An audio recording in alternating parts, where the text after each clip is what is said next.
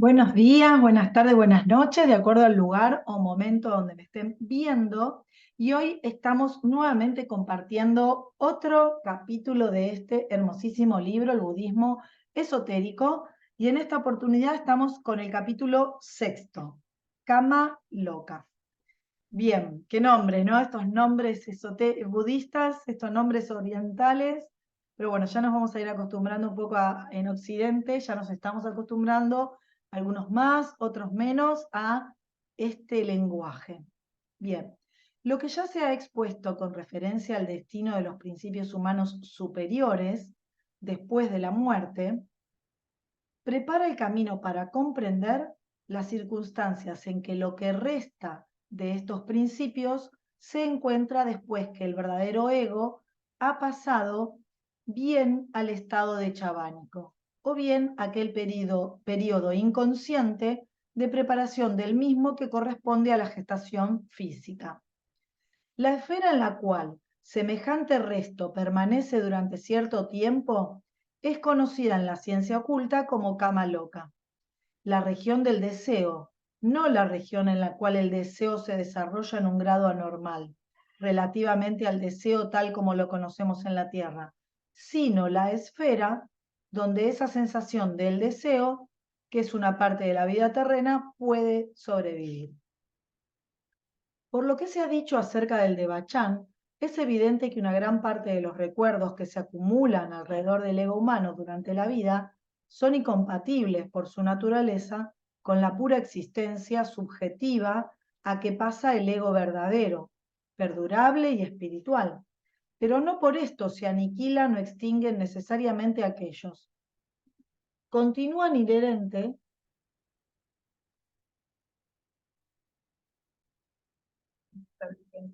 Pensé que se había cortado la grabación. Continúan inherentes en ciertas moléculas pertenecientes a los principios sutiles, aunque no a los más sutiles, que abandonan al cuerpo a su muerte. Y del mismo modo, como la disolución separa lo que generalmente se llama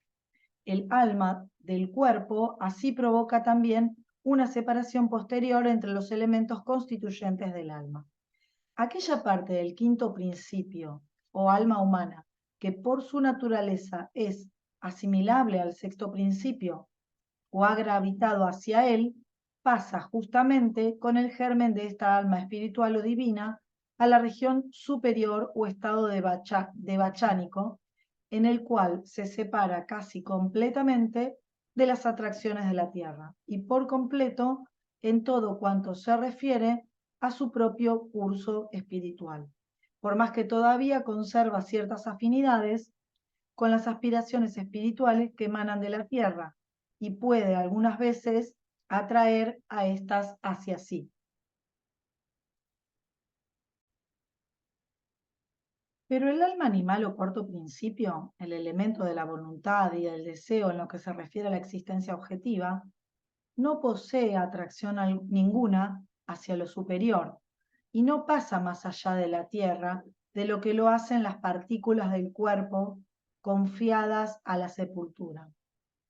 No es en la tumba, sin embargo, donde este cuarto principio puede ser confinado. Es en su naturaleza o afinidades, no es espiritual, pero tampoco es físico.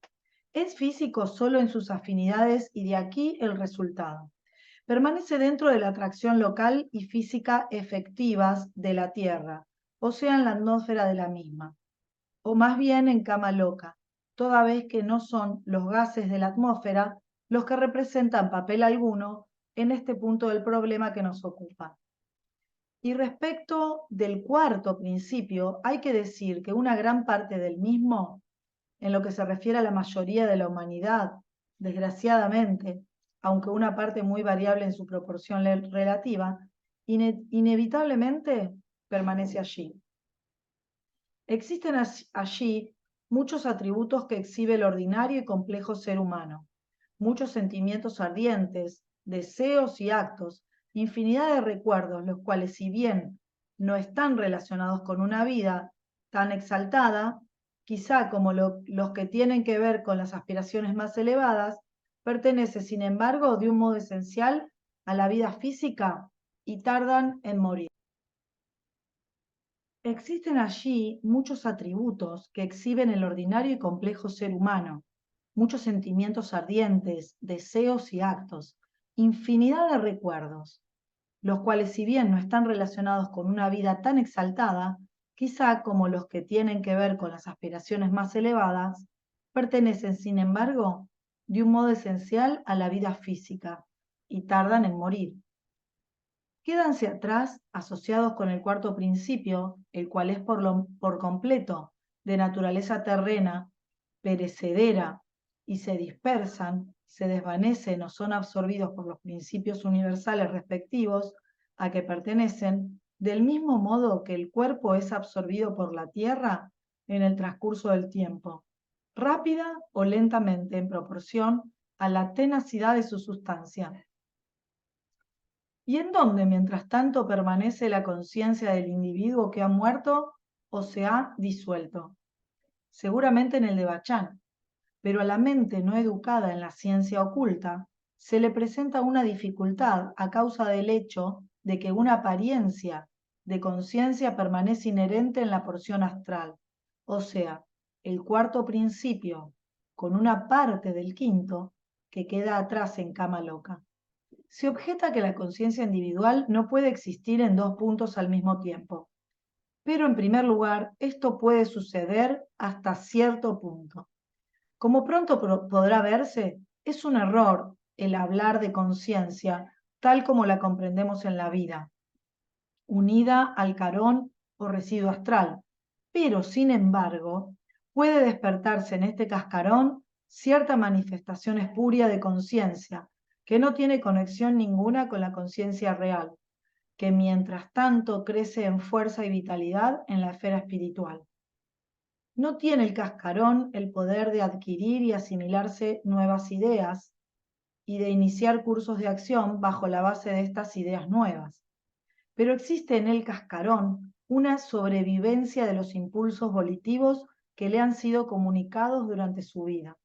El cuarto principio es el instrumento de volición, aunque no la volición misma, y los impulsos que se le han comunicado durante la vida por los principios superiores pueden seguir su curso y producir resultados casi indistinguibles para observadores poco cuidadosos, de los que tendrían lugar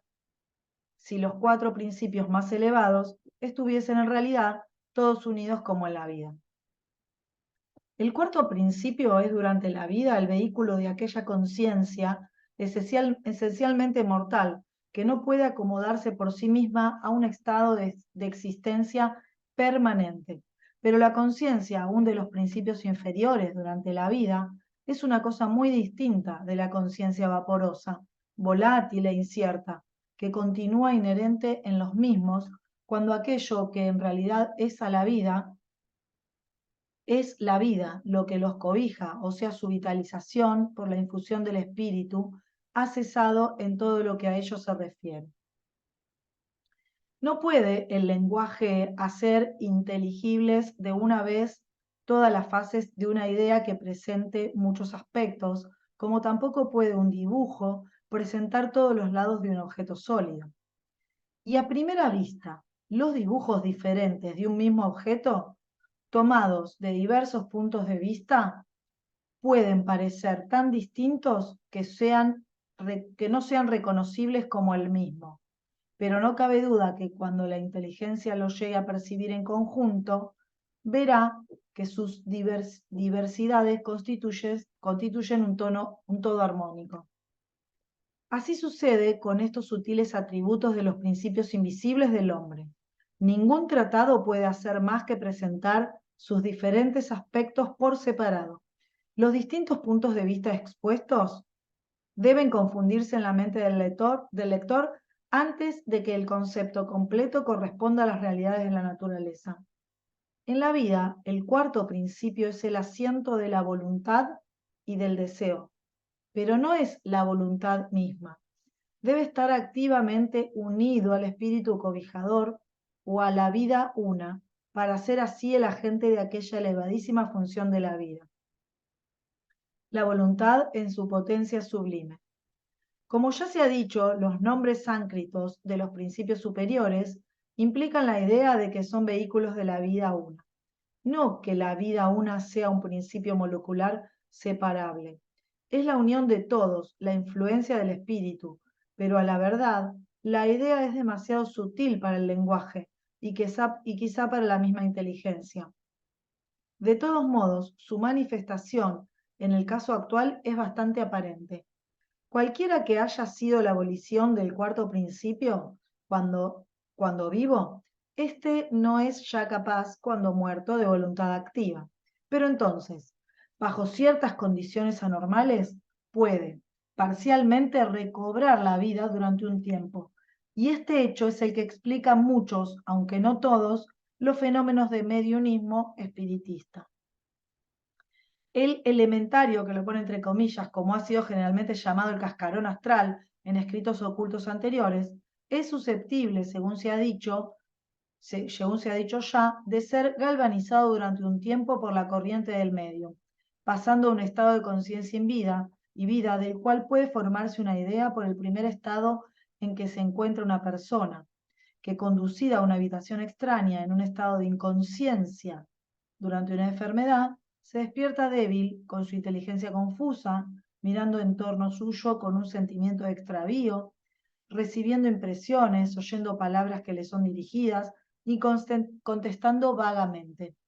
Semejante estado de conciencia no está asociado con nociones del pasado o del futuro. Un medium, téngase bien presente, es una persona cuyos principios están flojamente unidos y son susceptibles de ser usados por otros seres o por principios flotantes que sientan atracción por alguno de ellos o por alguna parte de ellos. Ahora bien, ¿qué sucede en el caso de un cascarón atraído hacia una persona así constituida? Supongamos que la persona que desechó el cascarón haya muerto por algún violento deseo no satisfecho, no necesariamente pecaminoso, sino relacionado por completo con la vida de la tierra. Un deseo, por ejemplo, de comunicar algún hecho a una persona todavía viva. A la verdad, el cascarón no vaga por cama loca con el designio firme, inteligente y consciente de comunicar aquel hecho, pero entre otros, el impulso volitivo de hacerlo ha sido infundido en el cuarto principio, y mientras las moléculas de aquel principio permanecen asociadas, lo cual puede tener lugar durante muchos años, solo necesitan ser parcialmente galvanizadas de nuevo a la vida para convertirse en activas en la dirección del impulso original. Semejante cascarón, al ponerse en contacto con un medium que no sea de una naturaleza tan diferente de la persona que ha muerto como para hacer un rapport imposible, ¿no? Algo del quinto principio del medium se asocia con el errante cuarto principio y pone en acción el impulso original. Así es que la conciencia e inteligencia que puede ser necesaria para mantener al cuarto principio en estado de usar los medios de comunicación que se le facilita, ya sea una pizarra y un lápiz o una mesa en la cual producir golpes, son tomadas del medio. Y entonces la comunicación obtenida puede ser el mensaje que la persona muerta ordenó, por decirlo así, a su cuarto principio que diese, pero que hasta entonces no había tenido el cascarón oportunidad para dar. Puede objetarse que la producción de la escritura en una pizarra encerrada o de golpes en una mesa sin el empleo de los nudillos o de un palo es en sí mismo un hecho de naturaleza maravillosa que demuestra por parte de la inteligencia comunicadora un conocimiento de los poderes de la naturaleza acerca de los cuales nada sabemos nosotros en nuestra vida física. Pero el cascarón se halla en el mundo astral, en el reino de semejantes poderes, y la manifestación de tales fenómenos es su modo natural de conducirse. No tiene más conciencia de la producción de un resultado maravilloso por el uso de nuevos poderes adquiridos en una esfera más elevada de existencia, que la que nosotros poseemos de las fuerzas por medio de las cuales en la vida el impulso volitivo es comunicado a los nervios y los músculos. Pero se podrá objetar que la inteligencia que comunica en una sesión espiritista ejecuta constantemente hechos notables solo por interés propio para exhibir el poder que sobre las fuerzas naturales posee. El lector tendrá a bien recordar que la ciencia oculta está muy lejos de decir que todos los fenómenos del espiritismo son atribuibles a una sola clase de agentes.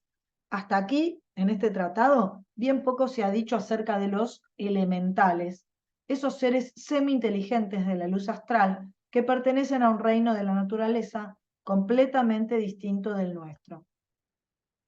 Ni es posible en la actualidad el extendernos acerca de sus atributos, por la simple y obvia razón de que el conocimiento concerniente a los elementales, los conocimientos detallados acerca de esta materia respecto a la manera como obran, lo mantienen escrupulosamente secreto los adeptos del ocultismo. El poseer tal conocimiento equivale a la posición del poder, y todo el motivo del gran secreto en el que la ciencia oculta está envuelta, se funda en el peligro que existe en conferir poderes a personas que no han dado, ante todo, sufriendo la educación de los iniciados, garantías morales de ser dignas de ellos. Por medio del dominio sobre los elementales, es como algunos de los más grandes hechos físicos del adeptado se verifican, así como los más grandes fenómenos físicos de las sesiones espiritistas tienen como causa los actos espontáneos de los elementales, que de tal modo se divierten. Lo mismo sucede con casi todos los yogis y fakires indios, de los cuales, de las clases más inferiores, que poseen el poder de producir resultados fenomenales. Por algunos medios, quizá gracias a un fragmento heredado de enseñanza oculta, se ha encontrado en posesión de una partícula de ciencia oculta. No es necesario que comprendan para producir el fenómeno la acción de las fuerzas que emplean, así como un criado indio en una oficina telegráfica, a quien se le haya enseñado a mezclar los ingredientes del líquido empleado en una batería galvánica, no necesita para ello comprender la teoría de la ciencia eléctrica. Él puede ejecutar la única operación que se le ha enseñado, y lo mismo sucede con el yogi inferior. Ha adquirido influencia sobre ciertos elementales y puede verificar ciertas maravillas. Volviendo a ocuparnos de los cascarones exhumanos en cama loca, se puede objetar que su manera de conducirse durante las sesiones espiritistas no queda del todo explicado por la teoría que han tenido algún mensaje que comunicar de su pasado dueño y que se valen del mediunismo presente para transmitirlo. Aparte de los fenómenos que pueden clasificarse como extravagancias de elementales, encontramos algunas veces una continuidad de inteligencia por parte del elementario o cascarón que indica mucho más que la mera sobrevivencia de impulsos procedentes de la vida anterior. Esto es muy cierto, pero con porciones del quinto principio del medium que le haya sido transmitidas. El cuarto principio vuelve a ser un instrumento en manos de un maestro. Con un medium en estado de trance, de modo que las energías de su quinto principio puedan ser transmitidas en gran parte al errante cascarón, puede darse el resultado de que la conciencia se despierte en este de un modo considerable. Pero, ¿cuál es, después de todo, la naturaleza de esta conciencia? Nada más, en realidad, que una luz reflejada. La memoria es una cosa y las facultades perceptivas son otra, por completo distinta. Un loco puede recordar claramente algunas porciones de su vida pasada, a pesar de lo cual es incapaz de percibir nada en su verdadero aspecto, porque la más elevada porción de sus manas y buddhi, quinto y sexto principios, están en él paralizados o le han abandonado. Si un animal, un perro, por ejemplo, pudiese explicarse por sí mismo, probaría que su memoria es, relativamente a su canina personalidad, tan grande como la de su amo, pero sin embargo, su memoria e instinto no pueden ser llamadas facultades perceptivas. Una vez que un cascarón está en el aura de un medium, puede percibirse lo suficientemente claro lo que le permitan las energías mentales que el medium transmitidas, y los órganos del mismo en magnética simpatía con él. pero no le conducirá esto más allá del grado de las facultades perceptivas del medium o de algunos de los presentes en la sesión.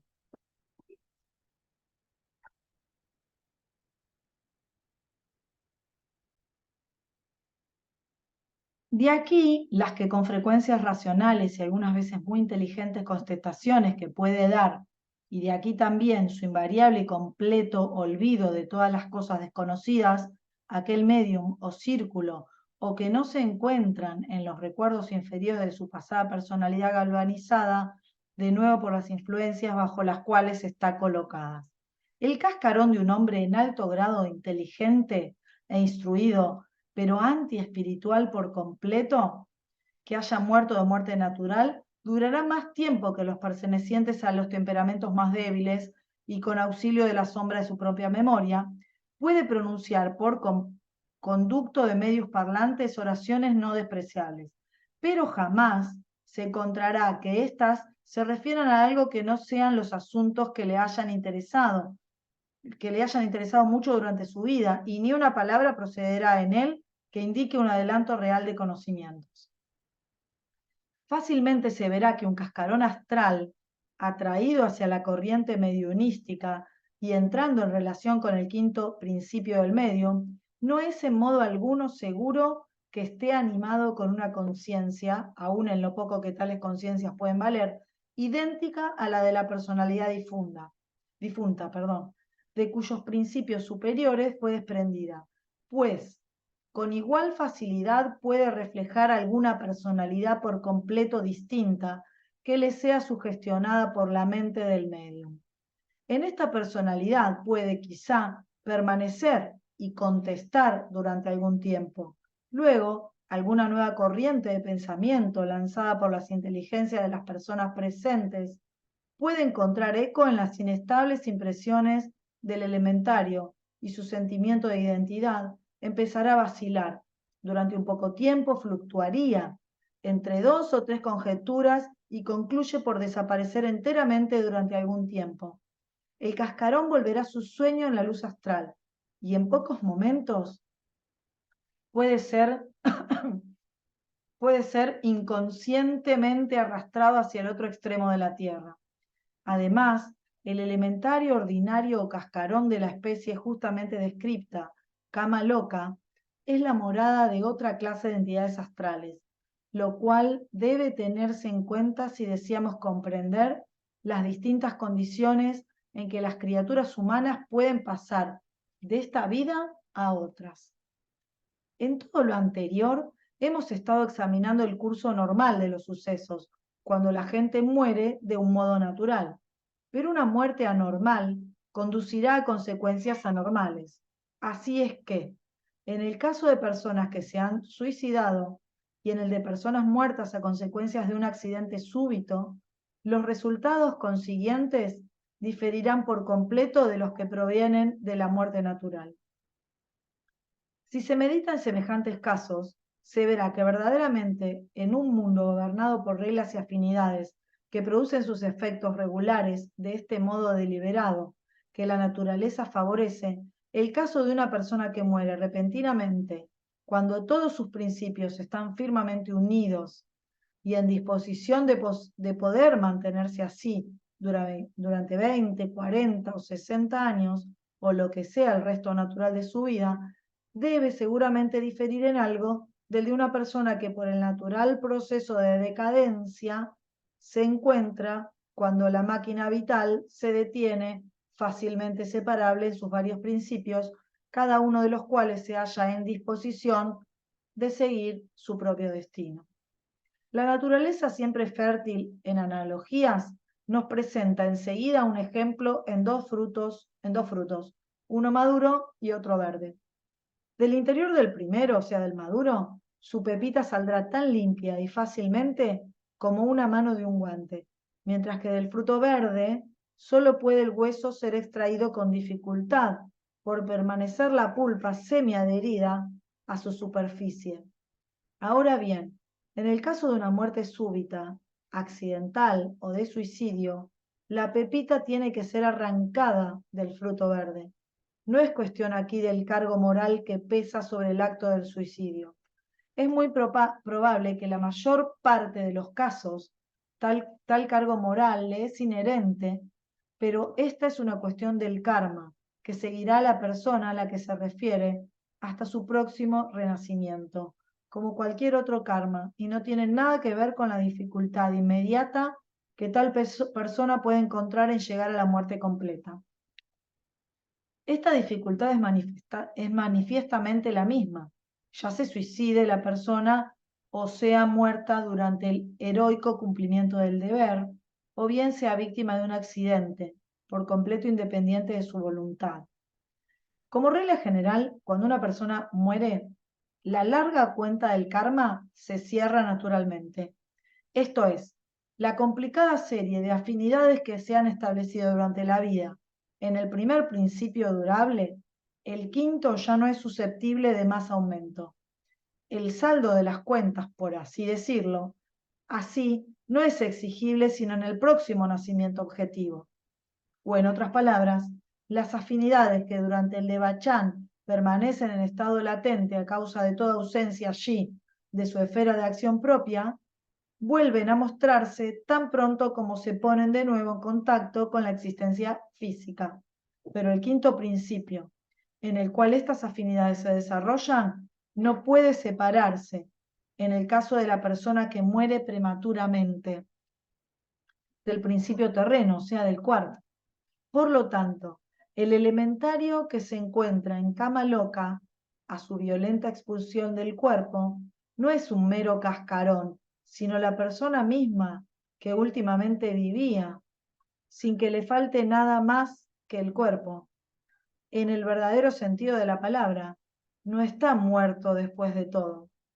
Ciertos elementarios de esta especie pueden comunicar de un modo muy efectivo en las sesiones espiritistas a su propia costa, pues, desgraciadamente, a causa de lo completo de su constitución astral, pueden continuar engendrando karma al satisfacer su sed por la vida en la malsana fuente del mediunismo. Si durante su vida hubiesen pertenecido a un tipo muy material y sensual, los placeres que buscarán serán de tal especie, que puede fácilmente concebirse que su goce en el estado desencarnado le será más perjudicial para su karma que lo haya sido durante la vida. En tales casos, arrancados a la vida eterna, en pleno torbellino de pasiones que les ligan a escenas familiares, son seducidos por la oportunidad que los médium les ofrecen para satisfacerlas por procuración. Se convierten en los íncubos y súcubos, de que hablaban los escritos medievales, demonios sedientos y glotones, provocando el crimen a sus víctimas. Un breve tratado sobre este asunto que escribí el año pasado y del cual ha reproducido aquí algunos de sus párrafos, apareció en el Theosophist, con una nota en cuya autenticidad tengo mis razones para confiar y cuyo tenor es como sigue. La variedad de estados después de la muerte es mucho mayor si cabe que la diversidad de vidas humanas en esta tierra. Las víctimas de accidente no se convierten por lo general en vagabundos terrestres, sino solo los que caen en la corriente de atracción, los que mueren llenos de alguna grosera pasión terrena, los egoístas que jamás han pensado en el bienestar de los demás.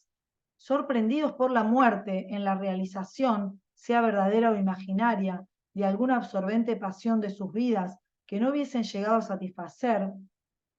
o que habiéndola satisfecho continúen ansiando más, semejantes personalidades no pueden pasar nunca más allá de la atracción terrena para esperar la hora de la liberación en feliz ignorancia y pleno olvido. Entre los suicidas se aplica lo que antes hemos dicho, de que provocan al crimen a sus víctimas y a aquellos que se han suicidado a consecuencia de un crimen, para escapar a la pena de la ley humana o a su propio remordimiento. La ley natural no puede ser violada impunemente. La inexorable relación causal entre la acción y el resultado únicamente obra en su plenitud en el mundo de los efectos, el kama loka, y cada caso encuentra allí un castigo adecuado de 1000 distintos modos, cuya sola descripción superficial requeriría volúmenes. Aquellos que esperan la hora de la liberación en feliz ignorancia y pleno olvido son, por supuesto, aquellas víctimas de accidentes que ya en la tierra han engendrado puras y elevadas afinidades y que después de la muerte están tan fuera del alcance de la tentación en forma de corrientes medionísticas como durante la vida lo estaban de las comunes incitaciones al crimen. Se encuentran ocasionalmente en cama loca entidades de otras especies, de las cuales tenemos todavía que ocuparnos. Hemos seguido los principios superiores de personas recientemente muertas, observando la separación del residuo astral de la porción espiritual duradera, la cual es santa o satánica en su naturaleza y por consiguiente apropiada para el devachan o el avicii. Hemos examinado la naturaleza del carón elementario arrojado y que conserva durante un tiempo una engañosa semejanza con una entidad verdadera. Hemos prestado atención también a los casos excepcionales de seres en cama loca con sus 4 principios víctima de accidentes o de suicidios. Pero, ¿qué le sucede a una personalidad que no tiene ni un átomo de espiritualidad, ni rastro alguno de afinidad espiritual en su 5.º principio, ni para bien ni para mal? En tal caso, es claro que nada hay en el 6.º principio puede asimilarse. O en otras palabras, semejante personalidad ha perdido ya su 6.º principio, cuando llega el tiempo de su muerte. Pero cama loca no es tampoco una esfera de existencia para semejante personalidad. Cama loca puede ser permanentemente habitado por seres astrales, por elementales, pero solo puede ser la antecámara de otros estados, en lo que se refiere a los seres humanos. En el caso imaginado, la personalidad sobreviviente es pronto arrastrada por la corriente de sus futuros destinos, y estos nada tienen que ver ni con la atmósfera de la Tierra ni con el de Bacham, pero sí con la 8.ª esfera, acerca de la cual se puede encontrar alguna mención incidental en escritos ocultos más antiguos. Hasta la fecha habrá sido ininteligible para los lectores ordinarios el por qué se llamaba la 8.ª esfera, pero una vez conocida la constitución septenaria de nuestro sistema planetario, cuya explicación se hace bastante clara, las esferas pertenecientes al proceso cíclico de la evolución son en número de 7, pero existe una 8.ª en conexión con nuestra Tierra, que como se recordará en el punto de giro de la cadena cíclica, y esta 8.ª esfera está situada fuera del circuito, una especie de Puy de Dôme, por ser la región de la cual puede en verdad decirse que ningún viajero vuelve. Puede conjeturarse fácilmente que la única esfera relacionada con nuestra cadena planetaria, que ocupa un lugar inferior al de la nuestra, en esta escala que tiene al espíritu en su extremo superior y materia en el fondo, debe ser no menos visible al ojo y a los instrumentos ópticos que la Tierra misma, y como las funciones que esta esfera tiene que desempeñar en nuestro sistema planetario están inmediatamente asociadas con esta Tierra, no existe en la actualidad mucho misterio en lo que al enigma de la 8.ª esfera se refiere, ni en cuanto al punto del cielo en donde puede encontrársela. Las condiciones de existencia en ella, sin embargo, son materias acerca de las cuales los adeptos son muy reservados en sus comunicaciones a discípulos no iniciados, y respecto de la misma no tengo por ahora más informes que comunicar. Sin embargo, existe acerca de lo anterior una afirmación definida, o sea, que semejante degradación total de una personalidad suficiente para arrastrarla después de la muerte hacia el radio de atracción de la 8.ª esfera es una ocurrencia muy rara. En la inmensa mayoría de las vidas existe algo que los principios superiores pueden atraer hacia sí, algo que puede redimir la página de existencia que acaba de pasarse de una destrucción total y que aquí debe tenerse presente que los recuerdos de la vida terrena en el Devachan, tan vividos como son, solo se refieren a aquellos episodios que puedan producir la clase de felicidad elevada que existe en el Devachan, al paso que la vida, cuya esencia espiritual es así extraída en el presente, puede llegar a ser recordada en el porvenir en todos sus detalles. El recuerdo completo lo logra únicamente el individuo de los umbrales de un estado espiritual mucho más exaltado que el del que nos ocupamos, estados al cual se llega mucho más tarde en el progreso de los vastos ciclos de evolución. Cada una de las largas series de vidas por las cuales se haya pasado serán entonces a modo de páginas de un libro, cuyo poseedor ojea a voluntad, aunque muchas de tales páginas le parecerán entonces probablemente una lectura fastidiosa, a la cual no recurrirá con frecuencia. Esta reavivación eventual de recuerdos concernientes a las personalidades largo tiempo olvidadas es lo que realmente significa la doctrina de la resurrección.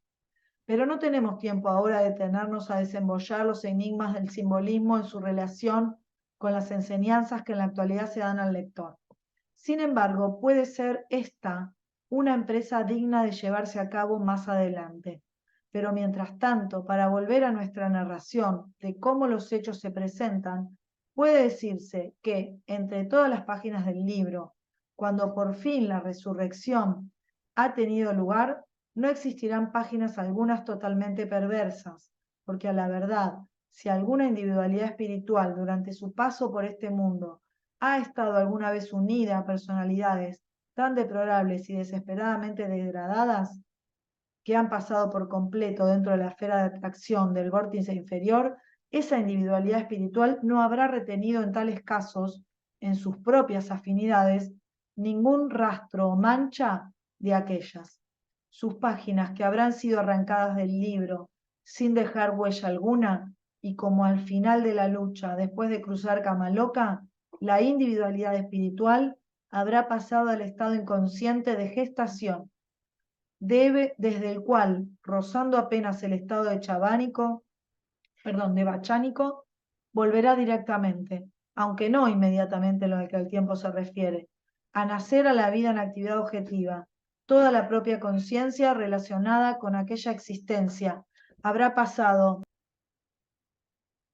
habrá pasado, eh,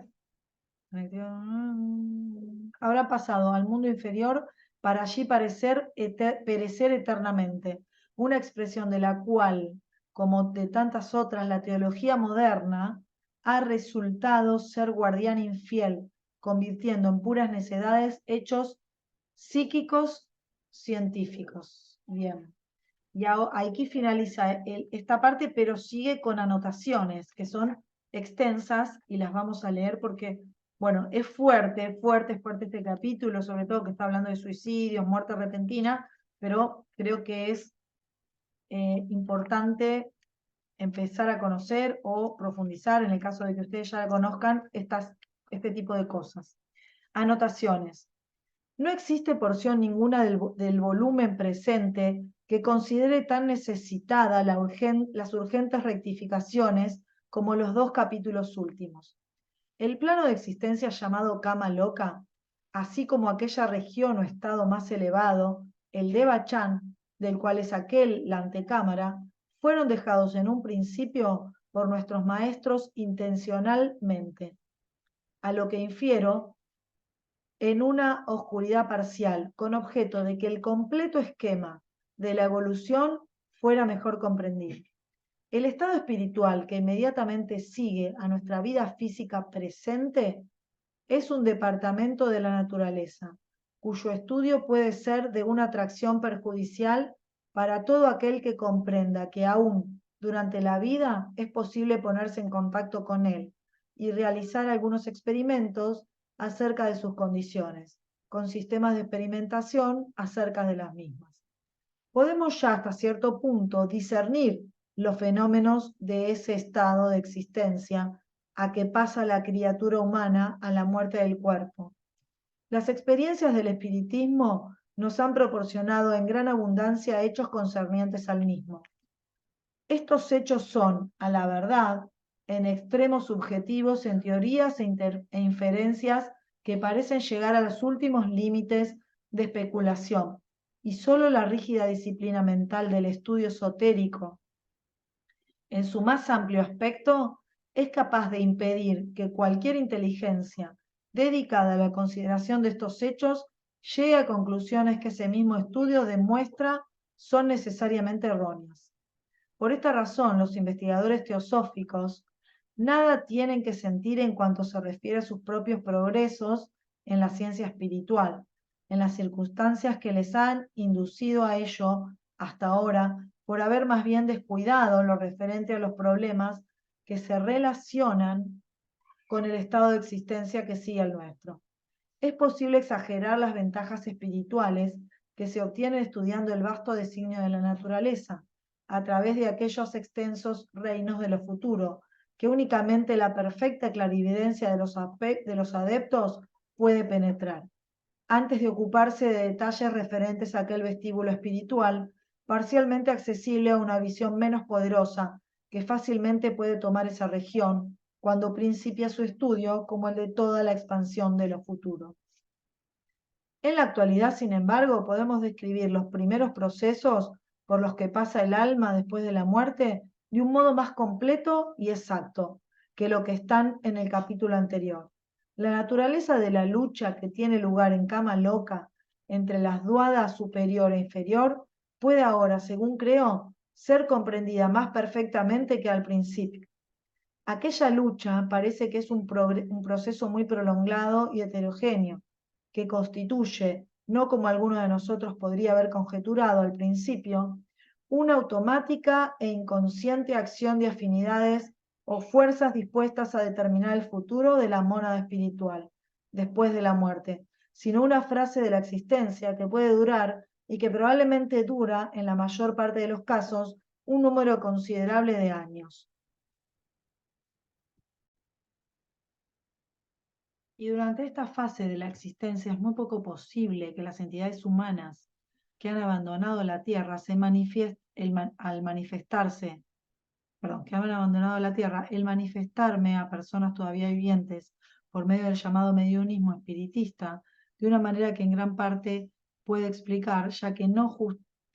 justificar por completo las impresiones que los espiritistas derivan de semejantes comunicaciones. Pero no debemos deducir con demasiada precipitación que el alma humana que pasa por la lucha o evolución de Kama Loka es, bajo todos aspectos, lo que la primera ojeada de la situación, presentada de este modo, puede sugerir. En primer lugar, debemos evitar el materializar demasiado groseramente nuestro concepto de la lucha, considerándole como una separación mecánica, comprendida en el abandono de los principios interiores cuando la conciencia del ego se apoya firmemente en las superiores.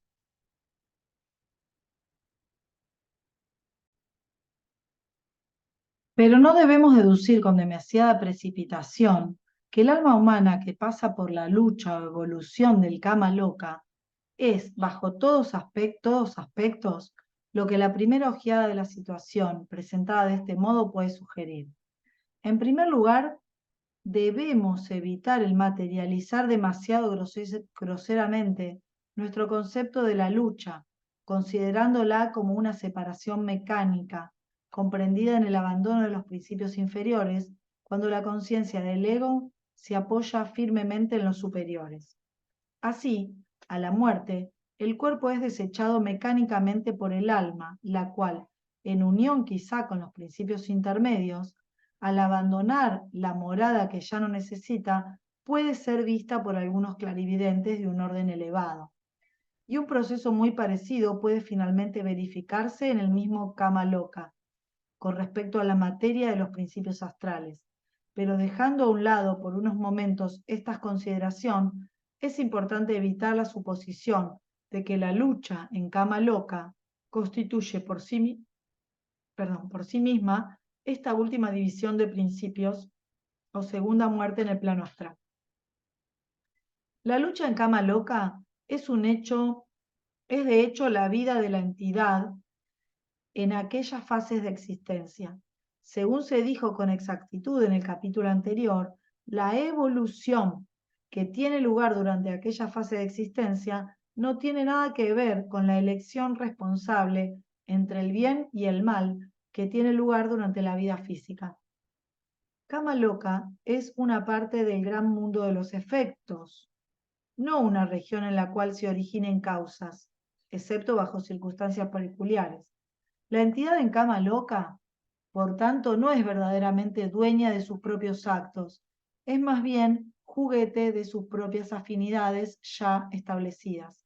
Pero éstas, durante todo este periodo, se afirman o se agotan por grados, y la entidad en Kama Loka, durante todo el tiempo, posee una existencia de conciencia vívida de una especie u otra. Ahora bien, un momento de reflexión hará ver que aquellas afinidades que están acumulando fuerza y afirmándose se hallan relacionadas con las aspiraciones espirituales de la última vida,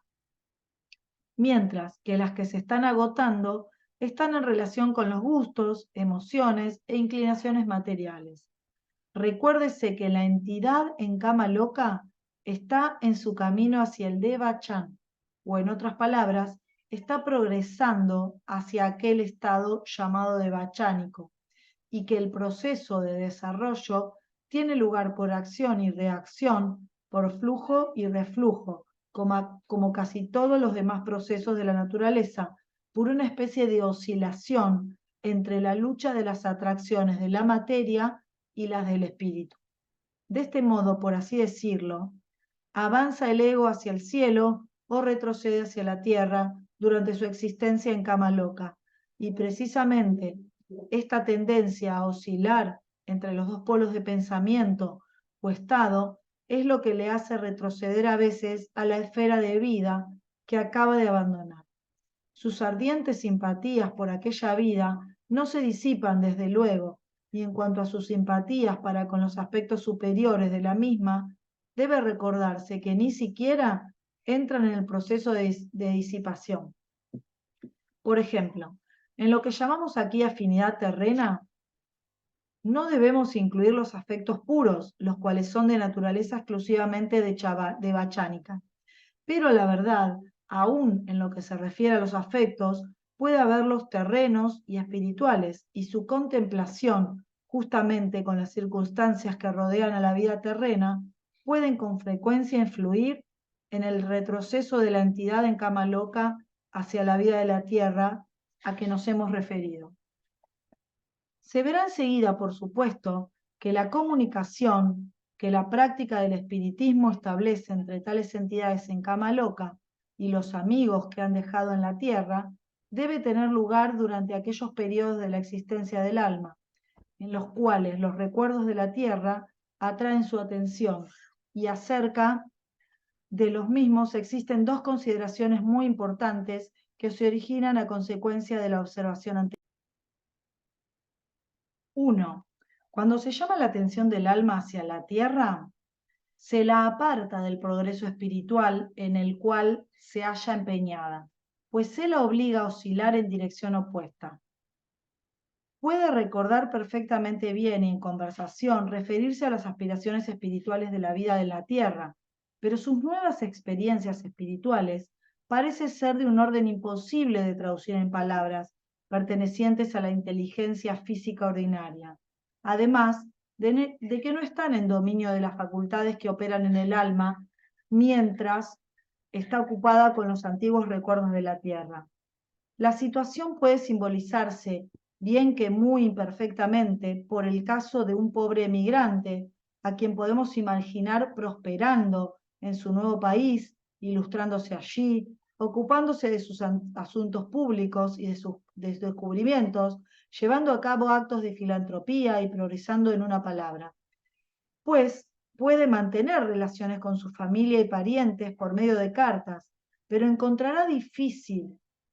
el tenerles al corriente de todo cuanto ha llegado a ocupar sus pensamientos. El ejemplo solo puede aplicarse enteramente a nuestro objeto si consideráramos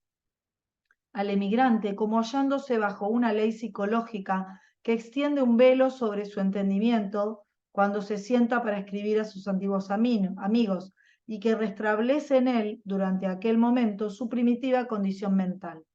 Con el transcurso del tiempo, iría siendo menos y menos capaz de escribir acerca de sus antiguos asuntos, porque no solo estarían estos a un nivel inferior de aquellos a cuya consideración se han elevado sus verdaderas facultades mentales, sino que además se habrían en gran manera borrado de su memoria. Sus cartas serían origen de sorpresa para los que la recibieran, quienes dirían ciertamente que sus escritos dejaban mucho que desear y que se había vuelto muy torpe y estúpido en comparación de lo que era antes de marcharse. Y creo que da dos puntos diferentes. Y segundo, debe tenerse presente que aquella bien conocida ley fisiológica, según la cual las facultades se vigorizan por el uso y se atrofian por el desuso, es de aplicación en el plano astral lo mismo que en el físico. El alma que en cama loca adquiere el hábito de fijar su atención en los recuerdos de la vida que ha abandonado, reforzará y afirmará aquellas tendencias que están en guerra con sus más elevados impulsos. Mientras más frecuentemente sea impulsada por el afecto de amigos todavía en la tierra, aprovechar las oportunidades que le proporciona el mediunismo para manifestar su existencia en el plano físico, tanto más vehementes serán los deseos que le harán retroceder hacia la vida física, y tanto más grave el retardo en su progreso espiritual. Esta consideración parece envolver el más poderoso motivo que induce a los representantes de las enseñanzas teosóficas a desaprobar toda clase de tentativas para ponerse en comunicación con las almas de los difuntos por conducto de medios. Cuantos más genuinas son tales comunicaciones, tantos más perjudiciales son para los habitantes de cama loca a que conciernen. En el estado actual de nuestros conocimientos, es difícil determinar con exactitud hasta qué grado pueden ser así perjudicadas las entidades en cama loca, y podemos sentirnos inclinados a creer que en algunos casos la gran satisfacción experimentada por las personas vivientes que han recibido la comunicación puede compensar el daño causado al alma del difunto. Esta satisfacción, sin embargo, será más o menos profunda según el amigo en la tierra comprenda las verdaderas circunstancias en que llegue a tener lugar la comunicación. En un principio, verdaderamente muy poco después de la muerte, la memoria aún vívida y completa de la vida terrena puede permitir que la entidad en cama loca se manifieste de un modo muy semejante a como lo hacía su personalidad terrestre. Pero desde el momento de la muerte, sin embargo, principia el cambio en la dirección de su evolución. Al manifestarse en el plano físico, no mostrará gran cambio de pensamiento, ni más sabio ni más elevado en la escala de la naturaleza que lo que era al morir. Por el contrario, se hará menos y menos inteligente y, al parecer, menos instruido que antes a medida que transcurra el tiempo. Nunca se hará justicia en sus comunicaciones con los amigos que ha dejado atrás, y su fracaso en este punto se hará cada vez más penoso. Sin embargo, hay otra consideración que arroja una luz muy dudosa sobre la conveniencia de satisfacer el deseo de comunicación con los antiguos difuntos. Podemos decir que no importa que el interés del amigo que ha abandonado la tierra sea por las cosas de ésta cada vez menor, pues mientras que quede algo de él o de ella que nos manifieste, aún este poco nos causará gran alegría. También puede arguirse que aun cuando la persona querida se retarde un poco en su marcha hacia el cielo por comunicarse con nosotros, hará este sacrificio gustosamente por los seres que ama. Lo que aquí no se tiene en cuenta es que en el plano astral, así como en el físico, es una cosa muy fácil adquirir una mala costumbre. Cuando el alma en cama loca ha mitigado una vez su sed por la comunicación terrestre en los pozos del mediunismo, se sentirá fuertemente impulsada a volverlo a hacer una y otra vez.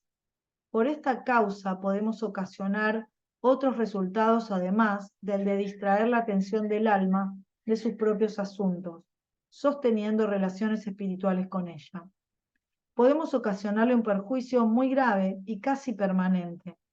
No afirmo que esto suceda así invariablemente siempre, pero un punto de vista severo de la ética del asunto tiene que reconocer los peligros que envuelven una conducta semejante. Por otra parte, sin embargo, es claro que pueden presentarse casos en los que el deseo de comunicarse venga de la otra parte. Esto es, cuando el alma que ha marchado se encuentra dominada por el deseo no satisfecho que puede relacionarse con el cumplimiento de un deber descuidado en la tierra,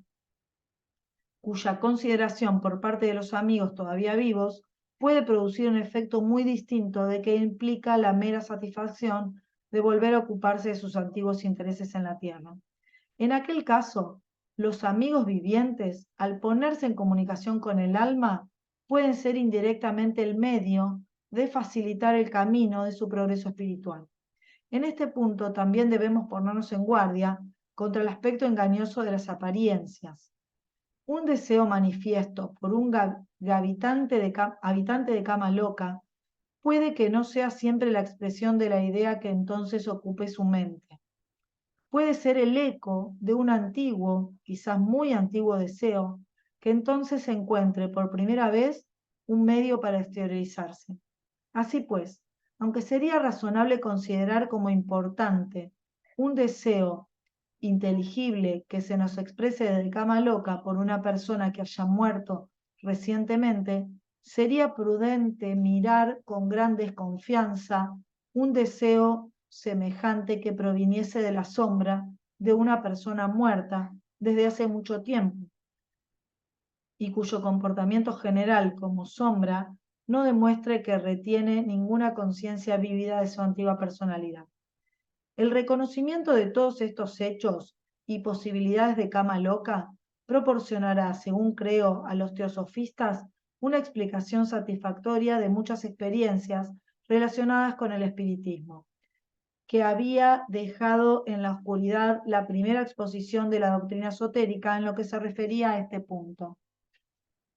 Se comprenderá fácilmente que a medida que el alma se desprende de cama loca de las afinidades que retardan su desarrollo de bachánico, el aspecto que vuelve hacia la tierra se debilita más y más, siendo inevitable que haya siempre en cama loca un grandísimo número de entidades casi en estado de pasar al de Bachán, por cuya razón aparezcan a un observador terrestre en un estado de decreptitud avanzada. Estas habrán caído en lo que respecta a la actividad de sus principios inferiores astrales, en el estado de las entidades por completo vaga e ininteligentes, que siguiendo el ejemplo de escritos ocultistas más antiguos, he llamado cascarones. Esta designación, sin embargo, no es muy feliz. Hubiera sido preferible haber seguido otro precedente y haberlas llamado sombras, pero de un modo u otro su estado es el mismo. Toda la conciencia vívida, inherente, cuando abandonaron la Tierra, a los principios relacionados con las actividades de la vida física, es transferida a los principios superiores que no se manifiestan por conductos de los mediums. Su memoria de la vida terrestre casi se ha extinguido. En tales casos, solo sus principios inferiores pueden ser despertados por la influencia de la corriente mediunística hacia la que hayan sido atraídos, y entonces se convierten en poco más que meros espejos astrales en los que los pensamientos de los médiums o de los asistentes a las sesiones se reflejan. Si podemos imaginarnos los colores de un lienzo y reapareciendo finalmente al otro lado del mismo en toda su primitiva brillantez, concebiremos con ello un proceso que no destruiría la pintura, pero que convertiría la galería en que aquel tuviese lugar en una lúgubre escena de oscuras traseras de cuadros sin significado alguno. Y esto se asemeja mucho a lo que son las entidades en cama loca, cuando finalmente se desprenden de la materia misma en que funcionaban su primera conciencia astral para pasar al purísimo estado de bachánico. Es largo, ¿eh? Ya nos quedan 2 hojitas. Pero lo dicho no es todo lo que nos enseña a considerar las manifestaciones precedentes de cama loca con desconfianza. Lo que hoy conocemos del asunto nos permite comprender que cuando llega el tiempo de esta segunda muerte en el plano astral, que liberta totalmente al ego de cama loca, puede hacerle pasar el estado de bachánico, queda en cama loca algo que corresponde al cadáver que queda en la tierra cuando el alma emprende su vuelo fuera del mundo físico. Bien. En una palabra, en cama loca queda un cadáver astral, y ciertamente no es impropio asignar el nombre de cascarón a ese residuo. El verdadero cascarón en ese estado se desintegra en cama loca antes de mucho, lo mismo que el cadáver que se abandona al proceso de disolución natural se disolverá pronto, volviendo sus elementos a los generales a que pertenecen. Pero hasta que esta disolución se verifica, el cascarón abandonado por el ego verdadero, puede aún en tal estado ser tomado algunas veces en las sesiones espiritistas por la entidad verdadera. Durante cierto tiempo permanece como un espejo astral en el cual los médiums pueden ver reflejados sus propios pensamientos y recibirlos, creyendo firmemente que provienen de un origen externo.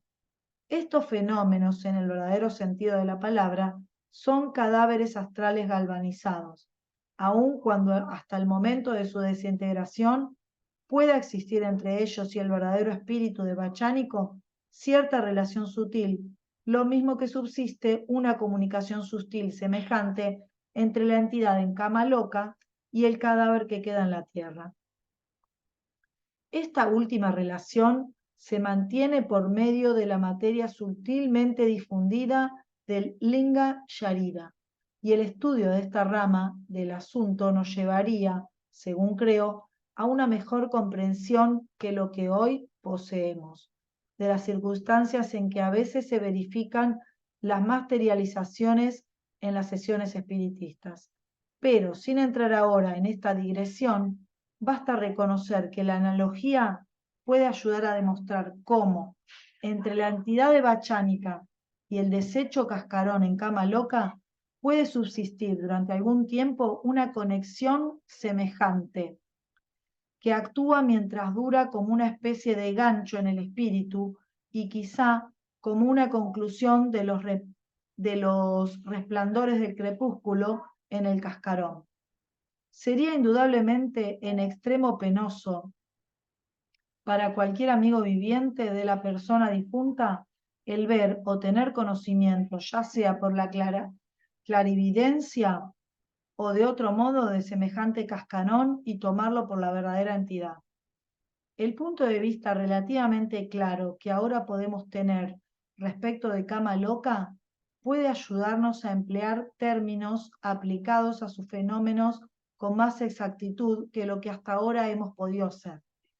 Creo que si adoptamos una nueva expresión, alma astral, para las entidades que han dejado recientemente la Tierra o que por otras razones retengan todavía una gran parte de los atributos intelectuales que en la Tierra poseían, encontraremos entonces que los demás términos que ya se emplean son adecuados en su aplicación. A la verdad, podemos desechar por completo el término inconveniente de elementario, que tan fácilmente puede confundirse con el de elemental, además de ser muy impropio de los seres que pretenden describir.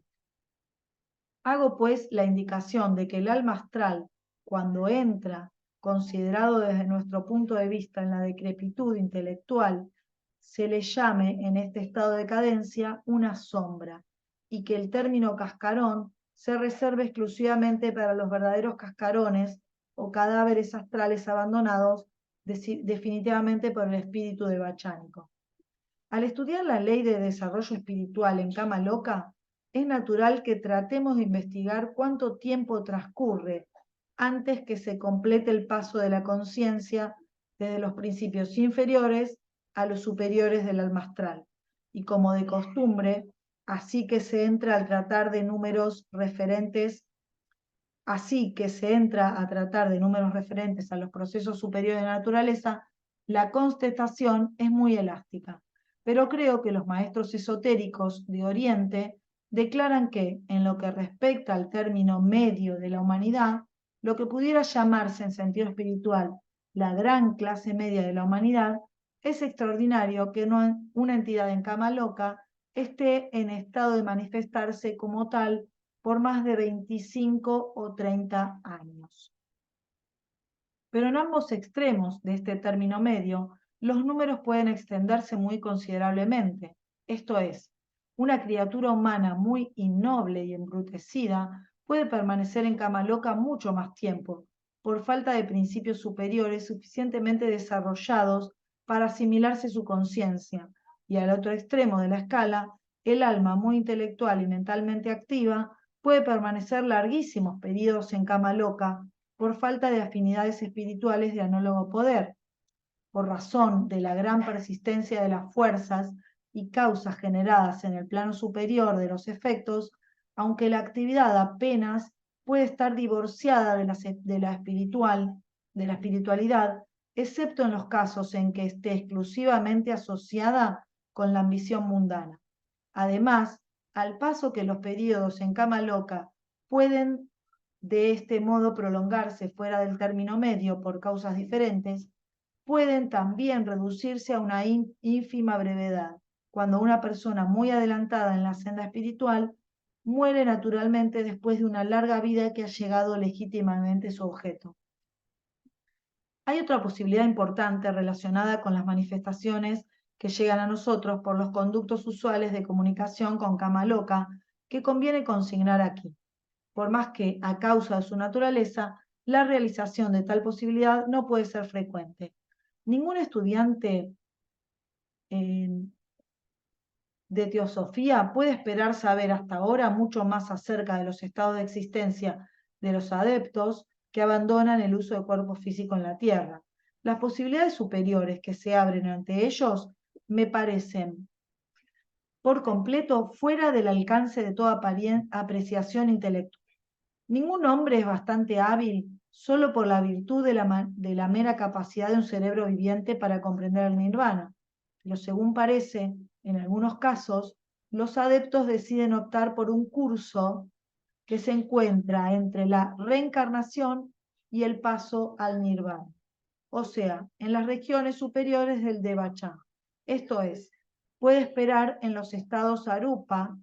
del Devachan el lento avance de la humanidad hacia el estado exaltado que han obtenido así. Ahora bien, el adepto que de este modo se ha convertido en un espíritu devachánico del tipo más elevado, no tiene cortada su comunicación con la tierra, como sucede con el espíritu devachánico ordinario, que pase por aquel estado en su camino hacia la reencarnación,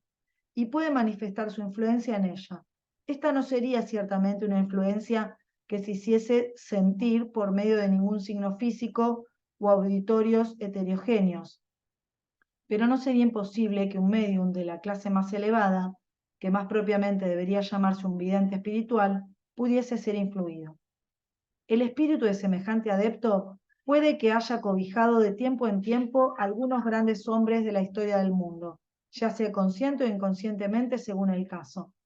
La desintegración de los cascarones en cama loca inevitablemente sugiere a todo al que trate de comprender el proceso de que debe existir en la naturaleza algunos depósitos generales de la materia apropiada a esta esfera de existencia, correspondientemente a la tierra física y a sus elementos circundantes en que nuestros cuerpos se disuelven después de la muerte. Los grandes misterios que esta consideración implica exigen una investigación mucho más breve que la que hasta ahora hemos podido emprender, pero puede ser, desde luego, conveniente exponer una idea general relacionada con ellos. El estado de cama loca tiene sus correspondientes órdenes de materia en manifestación. Y ya para finalizar, no intentaré entrar aquí en las metafísicas del problema que hasta pudieran hacernos descartar la noción de que la materia astral necesita ser menos real e intangible que la que conocen nuestros sentidos físicos. Basta por ahora explicar que la propicuidad de cama loca con la Tierra, que tan evidente hacen las experiencias espiritistas, se explica por la enseñanza oriental que proviene del hecho siguiente,